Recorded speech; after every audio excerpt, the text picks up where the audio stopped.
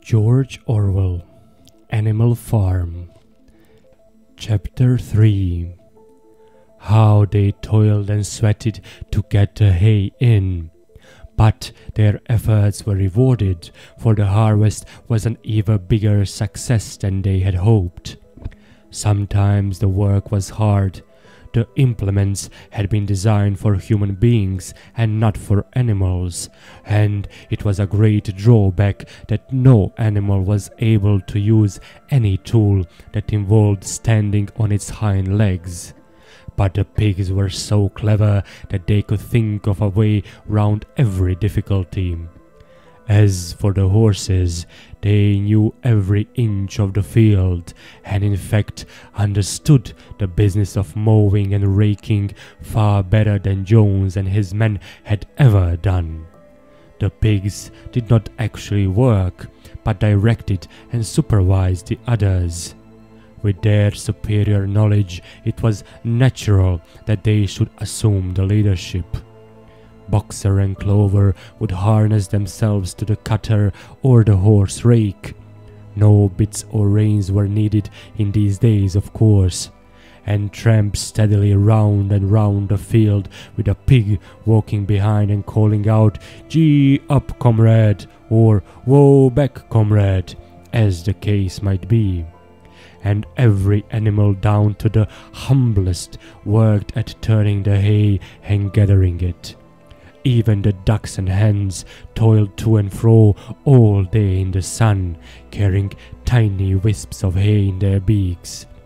In the end, they finished the harvest in 2 days less time than it had usually taken Jones and his men. Moreover, it was the biggest harvest that the farm had ever seen. There was no wastage whatever. The hens and ducks with their sharp eyes had gathered up the very last stalk, and not an animal on the farm had stolen so much as a mouthful. All through that summer the work of the farm went like clockwork. The animals were happy as they had never conceived it possible to be. Every mouthful of food was an acute positive pleasure, now that it was truly their own food, produced by themselves and for themselves, not doled out to them by a grudging master. With the worthless parasitical human beings gone, there was more for everyone to eat. There was more leisure too, inexperienced though the animals were. They met with many difficulties. For instance, later in the year, when they harvested the corn, they had to treat it out in the ancient style and blow away the chaff with their breath, since the farm possessed no threshing machine.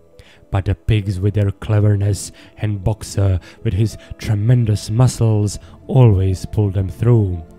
Boxer was the admiration of everybody. He had been a hard worker even in Jones's time, but now he seemed more like 3 horses than one. There were days when the entire work of the farm seemed to rest on his mighty shoulders. From morning to night he was pushing and pulling, always at the spot where the work was hardest. He had made an arrangement with one of the cockerels to call him in the mornings half an hour earlier than anyone else, and would put in some volunteer labor at whatever seemed to be most needed before the regular day's work began. His answer to every problem, every setback was, "I will work harder," which he had adopted as his personal motto. But everyone worked according to his capacity. The hens and ducks, for instance, saved 5 bushels of corn at the harvest by gathering up the stray grains. Nobody stole, nobody grumbled over his rations. The quarreling and biting and jealousy, which had been normal features of life in the old days, had almost disappeared. Nobody shirked, or almost nobody. Molly, it was true, was not good at getting up in the mornings, and had a way of leaving work early on the ground that there was a stone in her hoof. And the behavior of the cat was somewhat peculiar. It was soon noticed that when there was work to be done, the cat could never be found. She would vanish for hours on end, and then reappear at meal times, or in the evening after work was over, as though nothing had happened. But she always made such excellent excuses, and purred so affectionately, that it was impossible not to believe in her good intentions. Old Benjamin, the donkey, seemed quite unchanged since the rebellion.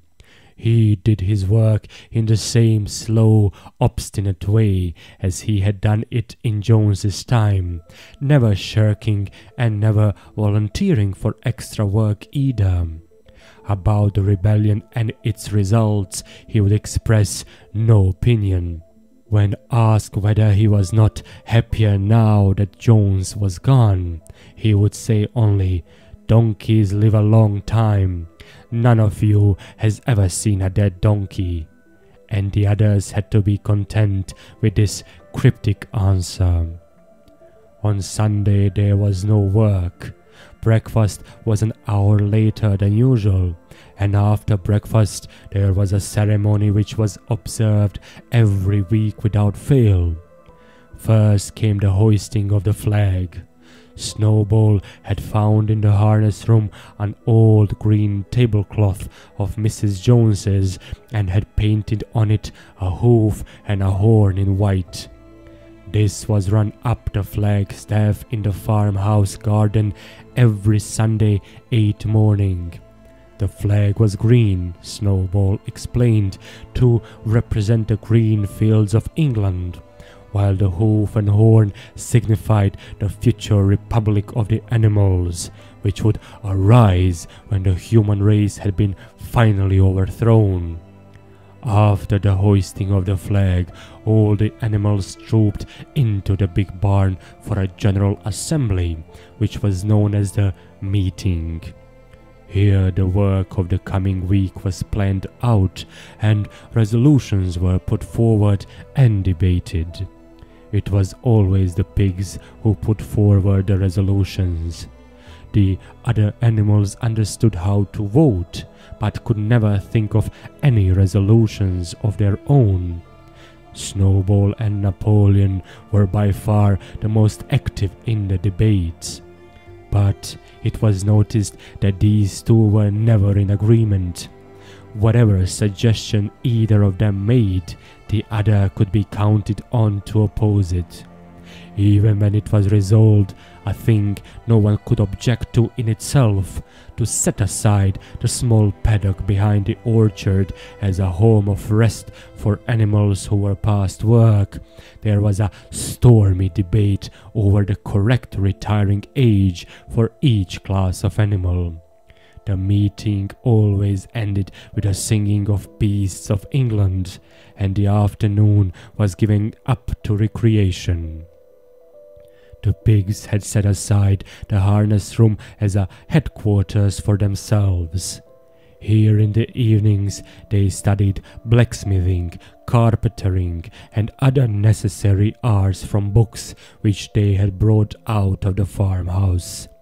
Snowball also busied himself with organizing the other animals into what he called animal committees. He was indefatigable at this.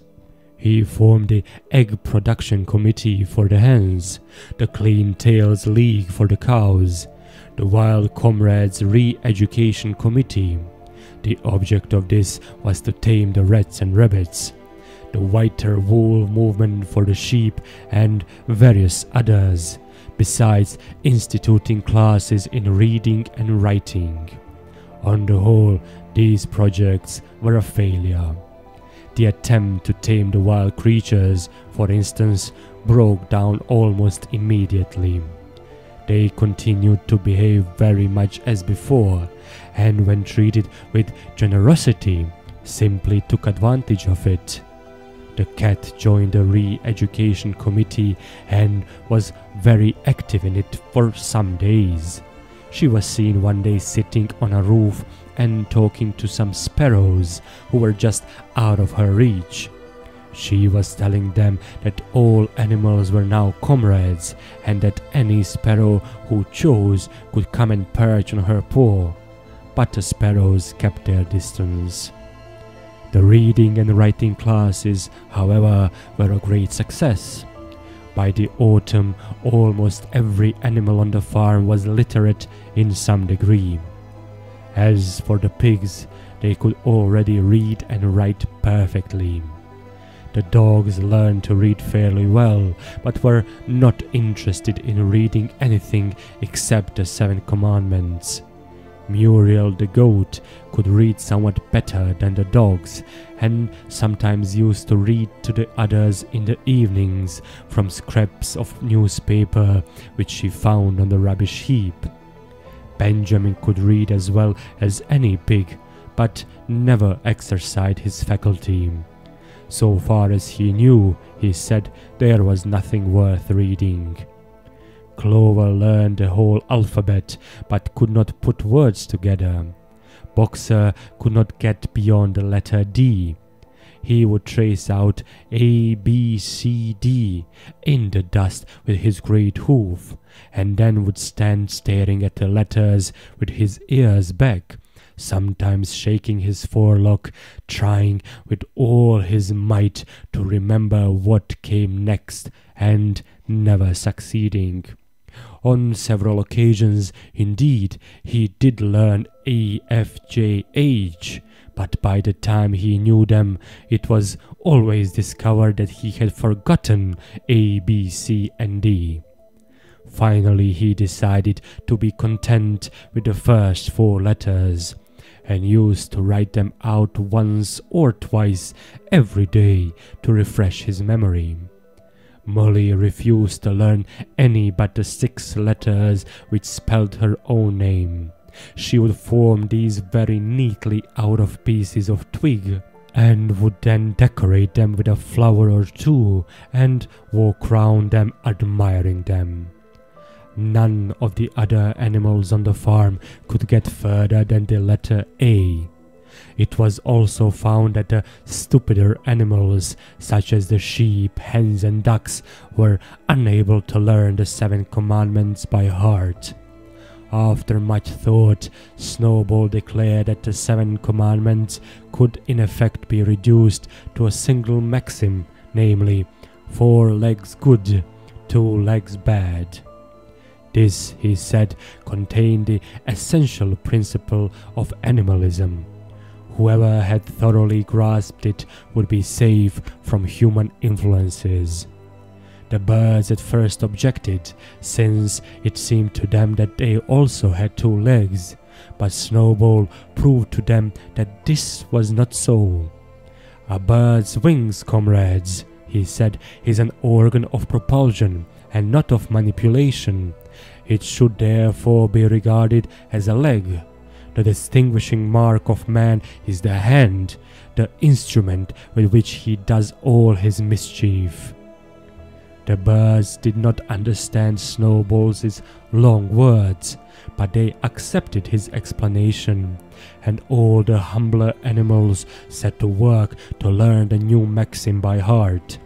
4 legs good, 2 legs bad was inscribed on the end wall of the barn above the 7 Commandments and in bigger letters.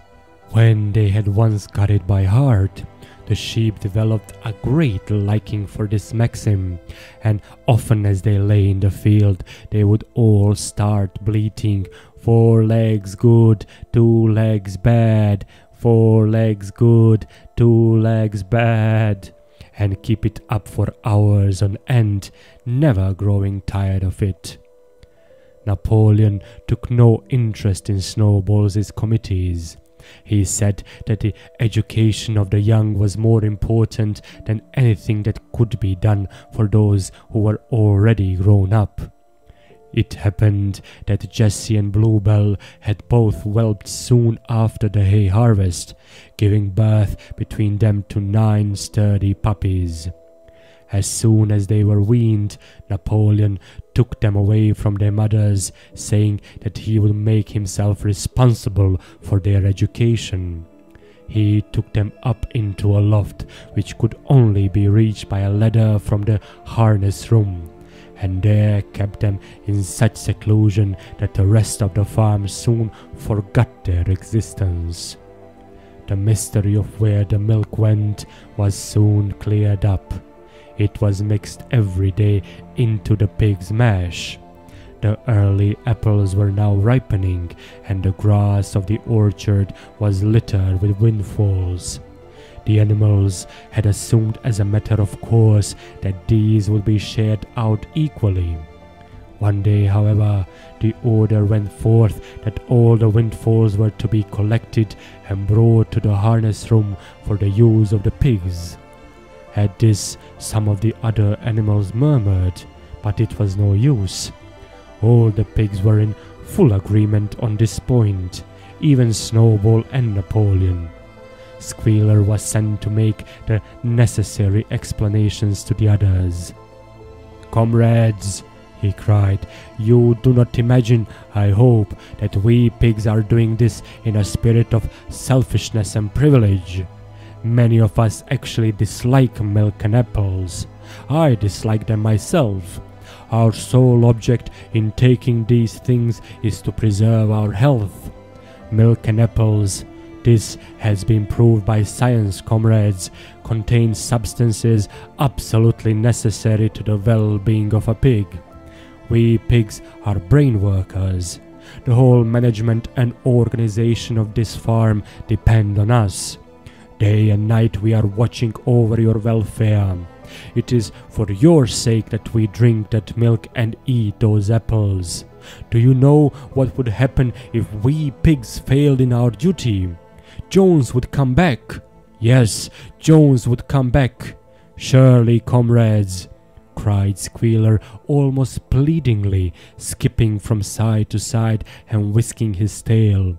"Surely there is no one among you who wants to see Jones come back." Now, if there was one thing that the animals were completely certain of, it was that they did not want Jones back. When it was put to them in this light, they had no more to say. The importance of keeping the pigs in good health was all too obvious. So it was agreed without further argument that the milk and the windfall apples, and also the main crop of apples when they ripened, should be reserved for the pigs alone.